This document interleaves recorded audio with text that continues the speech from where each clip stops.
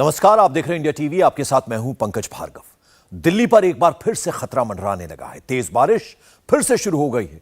तो क्या आज की रात एक बार फिर यमुना में पानी का सैलाब आएगा? क्या हालात बद से बदतर हो जाएंगे? क्या हथिनी कुंड बैराज से एक बार फिर से लाखों क्यूसेक पानी दिल्ली की ओर आएगा? और क्या दिल्ली का सिस्टम उसे इस बार भी नहीं संभाल पाएगा? ये सवाल इसलिए भी उठ रहे हैं क्योंकि दिल्ली में बाढ़ की आफत पर जमकर सियासत हो रही है। केजरीवाल मोदी सरकार को दोष दे रहे हैं, बीजेपी केजरीवाल की सरकार पर उंगली उठा रही है। हथिनी कुंड बैराज का मामला अभी ठंडा हुआ भी नहीं था कि आईटीओ बैराज को लेकर बीजेपी और आम आदमी पार्टी के बीच सियासी पारा गर्म हो गया। आईटीओ बैराज के 32 में से 5 गेट समय रहते नहीं खुले। आर्मी और नेवी ने आज किसी तरह एक गेट को खोला, बाकी कब खुलेंगे फिलहाल कहना मुश्किल है।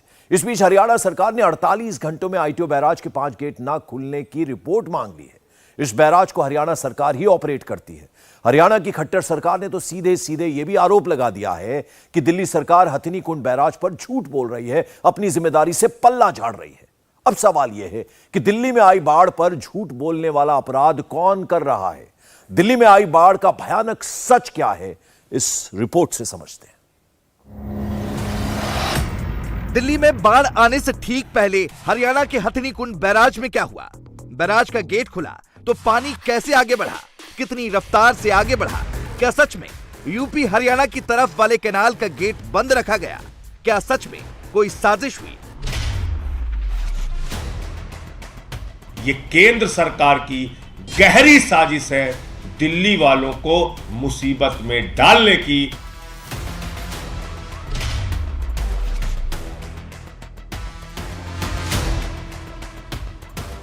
भारतीय जनता पार्टी द्वारा शासित केंद्र और हरियाणा की सरकार दिल्ली के लोगों के खिलाफ एक षड्यंत्र के तहत, एक कॉन्स्पिरेसी के तहत दिल्ली को बाढ़ में झोंकने की पूरी कोशिश कर रही है।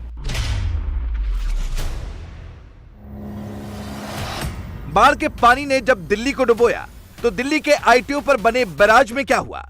बैराज के 32 में से 5 गेट क्यों नहीं खुले? रेगुलेटर नंबर 12 क्यों टूटा? क्या यह बहुत बड़ी लापरवाही थी या बहुत बड़ी कोताही थी? इसके लिए किसकी जिम्मेदारी थी? एक आईआईटी पास इंजीनियर जो अपने आप को पढ़ा लिखा होने का अभिमान करता है, उसकी चर्चा करता है और दूसरों पर प्रश्न चिन्ह खड़े करता है, उसकी इंजीनियरिंग की डिग्री पर मुझे संदेह होता है। आज उसको 2 बार मुख्यमंत्री बने हुए 8 साल हो गए। 8 साल में वो एक बार अपना प्रेस कॉन्फ्रेंस करके ये बताए कि उसने कितनी बार में बाढ़ की कोई ऐसी स्थिति आ जाए उसके ऊपर में कितनी बार ऐसी मीटिंग करी है और उसके लिए क्या कदम उठाए हैं। एक बार हमें केवल वो आंकड़ा दे दे तो उसका जवाब आएगा 0। दिल्ली को पानी पानी हुए 48 घंटों से ज्यादा का वक्त बीत गया, लेकिन शोर इस बात का नहीं बच रहा कि हालात कैसे सुधारे जाएं। बहस इस बात पर हो रही है कि दिल्ली को उसने डुबोया, दिल्ली को इसने डुबोया। सवाल यह है कि आखिर दिल्ली को किसने डुबोया? क्या वाकई में दिल्ली को दरिया बनाने की साजिश रची गई? क्या दिल्ली में आई बाढ़ वाकई प्रायोजित यानी स्पॉन्सर्ड थी? क्या सुप्रीम कोर्ट को डुबोने का षड्यंत्र रचा गया? ये सारे सवाल इसलिए उठे हैं क्योंकि दिल्ली की केजरीवाल सरकार ने इसे सीधे सीधे बीजेपी स्पॉन्सर्ड आपदा डिक्लेयर कर दिया है। मोदी ने सुप्रीम कोर्ट को डुबाने का प्लान बनाया, आम आदमी पार्टी ने यह तक फैलाना शुरू कर दिया है। दिल्ली में तो बाढ़ है, लेकिन आम आदमी पार्टी का इकोसिस्टम ट्विटर पर साजिश साजिश साजिश वाले टेक्स्ट का बाढ़ ला चुका है। 1 2 3 4 चेहरे देख लीजिए, ये सारे केजरीवाल की पार्टी के नेता हैं। जिस वक्त दिल्ली डूब रही है उस वक्त ये अपना बेशकीमती वक्त प्रेस कॉन्फ्रेंस में जाया कर रहे हैं। हर कोई बस एक ही टॉपिक पर बोल रहा है और वो टॉपिक है बाढ़ ने नहीं, मोदी ने दिल्ली को डुबो दिया। ईस्टर्न कैनाल के अंदर पानी छोड़ दिया गया, वीडियो दिखा दो। सौरभ भारद्वाज आए, हथिनी कुंड बैराज का एक वीडियो दिखाया और दिल्ली को पानी पानी करने का आरोप मोदी और बीजेपी पर लगा डाला। आम आदमी पार्टी के सांसद संजय सिंह आए, उन्होंने भी वही वीडियो घुमाया और सेम टू सेम वही बात दोहराई। मोदी के कहने पर ही बाढ़ दिल्ली तक आई। ऐसा लग रहा है मानो सबको एक ही स्क्रिप्ट रटाई गई है, एक ही बात फैलाने को कही गई है। हर कोई हथनी कुंड ही किया जा रहा है। क्या है इस हथनी कुंड बैराज की सच्चाई, जहां से दिल्ली में यमुना के पानी की एंट्री हुई? जवाब आगे देंगे। पहले आम आदमी पार्टी के नेताओं के आरोप सुनिए। जो बाढ़ आई है वो हरियाणा से आने वाले यमुना नदी के पानी की वजह से आई है, क्योंकि दिल्ली में तो 4 दिन से एक बूंद भी पानी नहीं पड़ा है। वो सिर्फ और सिर्फ हरियाणा से आया हुआ पानी है। बड़ा सवाल है कि दिल्ली में जब बाढ़ आ रही थी, जब इतनी विकट परिस्थिति थी, तो सारा पानी से दिल्ली के लिए क्यों छोड़ा जा रहा था? जो पानी यूपी जाता है, जो पानी हरियाणा जाता है, जिन कनाल्स में जाता है, उनमें एक बूंद पानी भी नहीं छोड़ा गया। सारा पानी दिल्ली की तरफ छोड़ा गया। तो ये तो सवाल बनता ही है कि दिल्ली वालों से ऐसी क्या दुश्मनी? प्रधानमंत्री नरेंद्र मोदी जी हो या उनकी सरकार हो या उनकी पार्टी हो, उसका एक ही मकसद रहता है, दिल्ली के लोगों को परेशान करो, उनको सजा दो, अरविंद केजरीवाल को किसी भी तरीके से बदनाम करो। सारा का सारा पानी दिल्ली में क्यों छोड़ा जा रहा है? इसीलिए मैं कह रहा हूं, यह गहरा षड्यंत्र और साजिश है। ये बाढ़ प्राकृतिक नहीं है, प्रायोजित। आज राजनीतिक षड्यंत्र यहां पहुंच गए कि आप एक दूसरे के राज्य को बाढ़ में डुबोने के षड्यंत्र करने लग गए, और पानी सुप्रीम कोर्ट तक तो पहुंचा ही दिया था इन्होंने, वरना षड्यंत्र तो था कि सुप्रीम कोर्ट को भी बहा के ले जाएं। आजकल बड़ी तकलीफ है सुप्रीम कोर्ट से सरकारों को।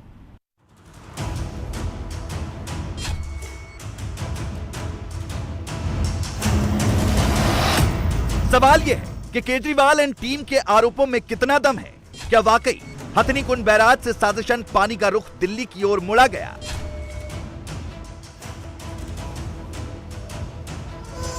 इसका जवाब सीधे उस लोकेशन पर मौजूद है जहां से इंडिया टीवी संवाददाता अभय पाराशर ने पूरी तफ्तीश की है। तफ्तीश में क्या निकला ये कुछ देर में बताएंगे।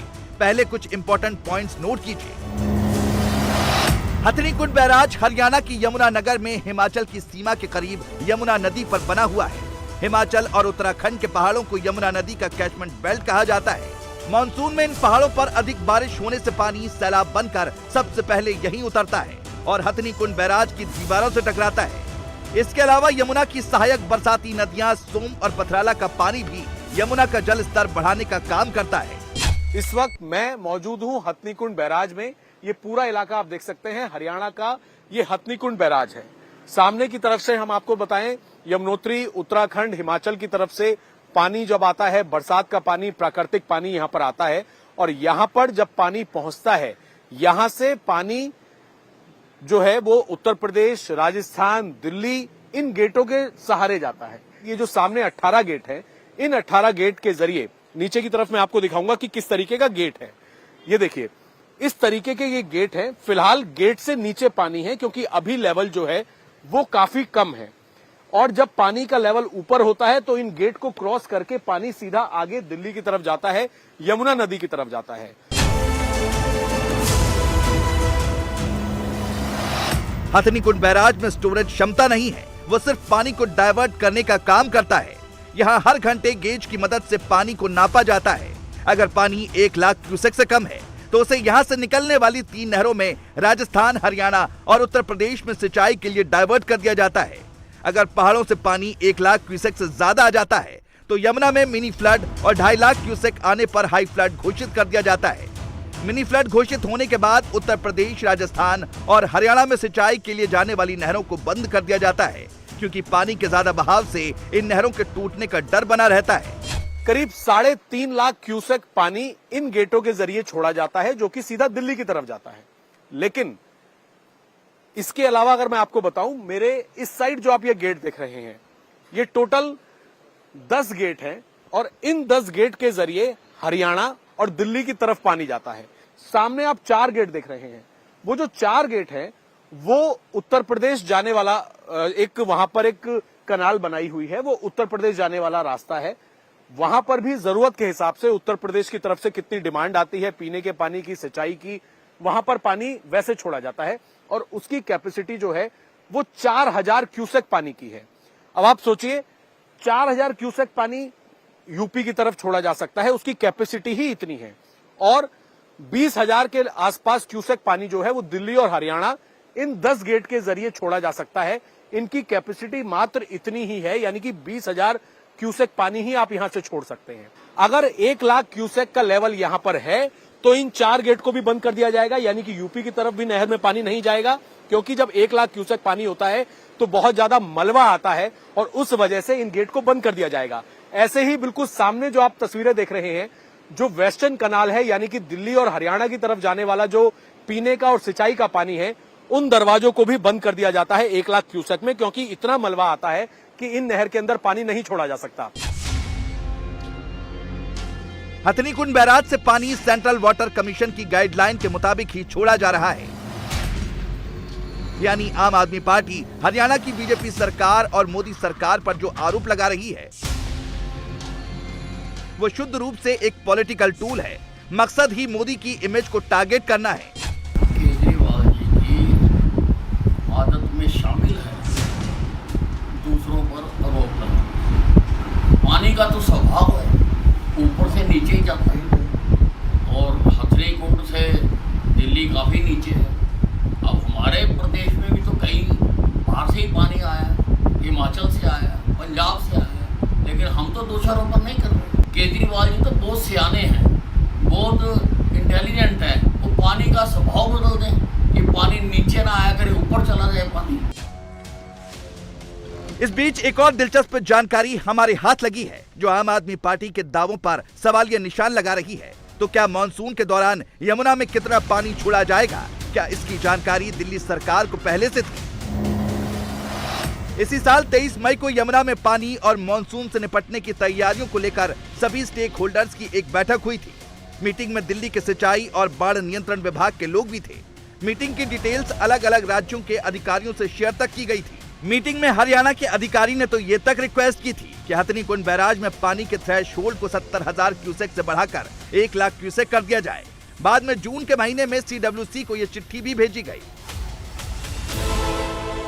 यानी उस मीटिंग में तो हरियाणा सरकार की तरफ से दिल्ली को बचाने की कोशिश की गई थी, न कि डुबाने की। रिपोर्ट्स के मुताबिक एक व्हाट्सएप ग्रुप भी बना था जिसका नाम था HKB गेज डाटा 2022-23, यानी पिछले साल से ही जो हथनीकुंड बैराज का गेज डाटा है उसकी शेयरिंग के लिए एक व्हाट्सएप ग्रुप बना हुआ है जिसमें सारे स्टेक होल्डर्स मौजूद थे। सवाल यह है कि जब सारे स्टेक होल्डर्स मीटिंग में व्हाट्सएप ग्रुप में मौजूद थे तो क्या दिल्ली सरकार को यह नहीं पता था कि हथनीकुंड बैराज में पानी कितना बढ़ा और दिल्ली की ओर कितना पानी आ रहा है? एक IIT पास इंजीनियर जो अपने आप को पढ़ा लिखा होने का अभिमान करता है, उसकी चर्चा करता है और दूसरों पर प्रश्न चिन्ह खड़े करता है। उसकी इंजीनियरिंग की डिग्री पर मुझे अगर उन्होंने जानते हुए भी ये लिखा है तो संदेह होता है कि जब हथनीकुंड बैराज जो बराज है, रिजर्वायर नहीं है जिसमें किसी भी तरह के पानी को होल्ड करने की क्षमता नहीं है, सिर्फ पानी के वाटर टेबल को रेगुलेट करके और नहर में पानी को जो है डाइवर्ट करने के लिए वो स्ट्रक्चर का उपयोग होता है। उस समय तक दिल्ली में यमुना में 3,58,000 क्यूसेक पानी बह रहा था। किसी भी हालत में उसको नहीं रोका जा सकता था। मैं फिर केजरीवाल साहब की डिग्री पर संदेह व्यक्त करते हुए कहना चाहता हूं कि उन दोनों कैनाल्स जो एग्जिट हथनीकुंड से होती है उनकी क्यूमुलेटिव कैपेसिटी 9,000 क्यूसेक है। उसमें से उत्तर प्रदेश कैनाल में शायद बमुश्किल 5-6 हज़ार क्यूसेक पानी जाता होगा। अगर 6,000 क्यूसेक पानी वहां भेजा भी जाता तो 3,58,000 क्यूसेक में 6,000 क्यूसेक कितना प्रतिशत होता है ये आप खुद निकाल सकते हो, उससे कितना प्रभाव यहाँ पड़ने वाला था। बिला वजह अपनी विफलता का ठीकरा दूसरों पर फोड़ने के लिए और विषय से ध्यान भटकाने के लिए जो दिल्ली के हालात बुरे हुए पिछले 9 साल में, जिस तरह से वोटों के लालच में बार बार NGT के कहने के बाद, बार बार दूसरे न्यायालयों को कहने के बाद, NMCG द्वारा लिखे जाने के बाद में भी दिल्ली की सरकार ने जानबूझकर अरविंद केजरीवाल साहब ने अपने वोटों के लालच में लोगों को यमुना के फ्लड प्लेन जोन्स में बसाना स्वीकार किया, उनको शेल्टर प्रदान किया। और उसके चलते हुए आज जब नदी ने में को पानी के प्रवाह के लिए जगह की आवश्यकता पड़ी, तब आज ये संकट सब पैदा हुआ है। समस्या सिर्फ हथनीकुंड बैराज पर हो रही सियासत पर आकर खत्म नहीं हो जाती, वो तो वहां से शुरू होती है और क्लाइमेक्स की शूटिंग दिल्ली के आईटीओ बैराज पर आकर खत्म होती है। दिल्ली में बाढ़ वाली इस सियासत के अलग अलग किरदार हैं। नंबर 1 खुद दिल्ली सरकार, नंबर 2 हरियाणा सरकार, नंबर 3 यूपी सरकार और नंबर 4 केंद्र सरकार। अब आप सोचेंगे कि दिल्ली में आई बाढ़ का केजरीवाल को छोड़कर बाकी राज्यों से क्या कनेक्शन है? पहले इसका जवाब आपको देते हैं।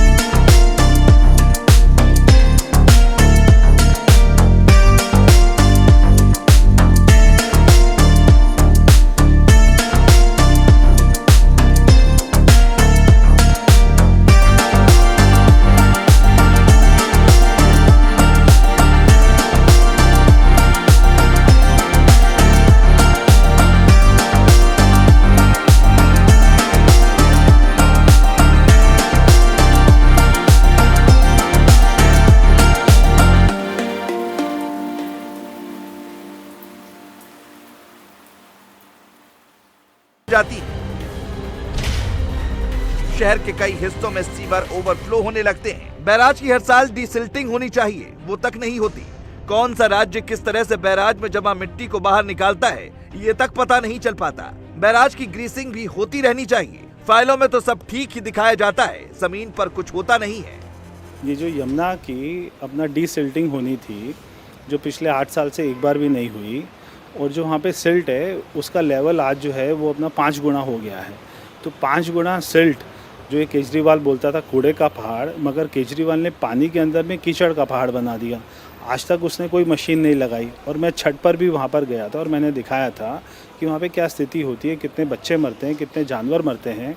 तो आज तक एक तो उन्होंने डीसिल्टिंग नहीं कराई। अगर उन्होंने डीसिल्टिंग कराई होती तो आज वहाँ पे यमुना की कैपेसिटी पानी को लेने में और ज़्यादा बढ़ जाती और ये बाढ़ की स्थिति नहीं बनती। सेना कह रही है कि डीसिल्टिंग की वजह से जो वो 5 बैराज के गेट हैं वो नहीं खुले।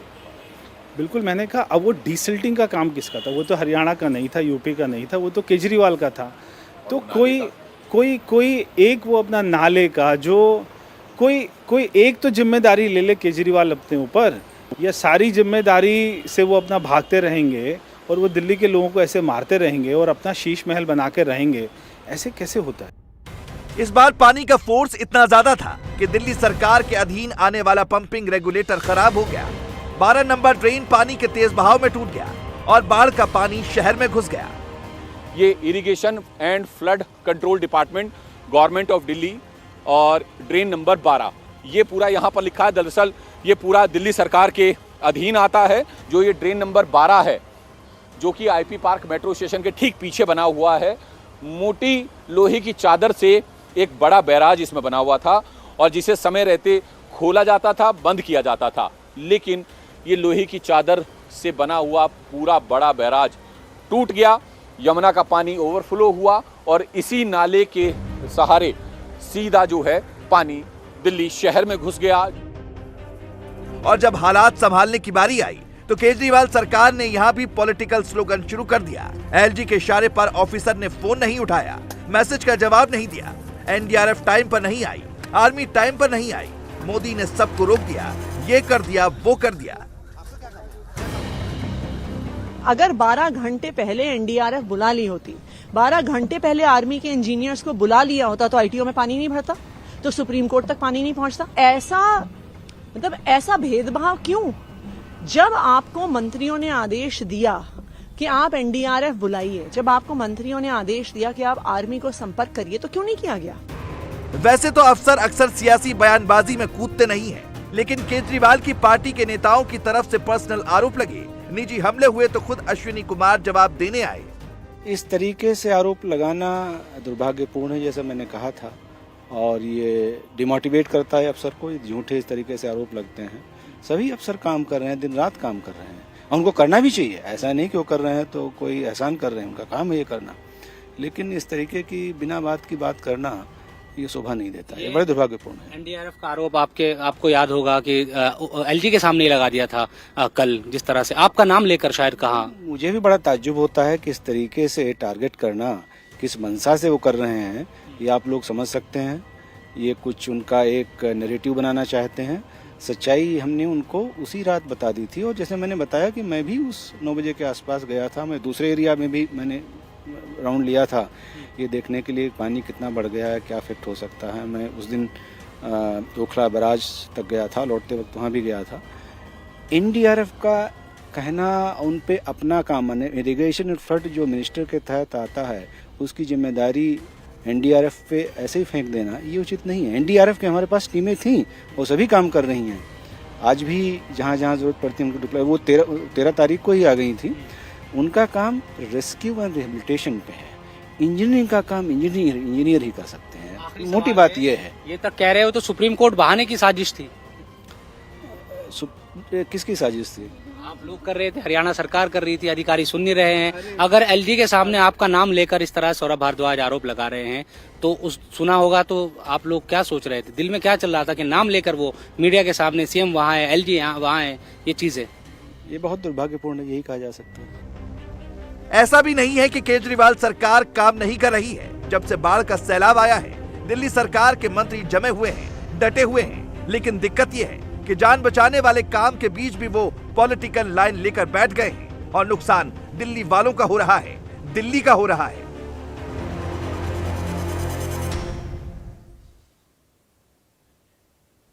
प्राइम मिनिस्टर नरेंद्र मोदी का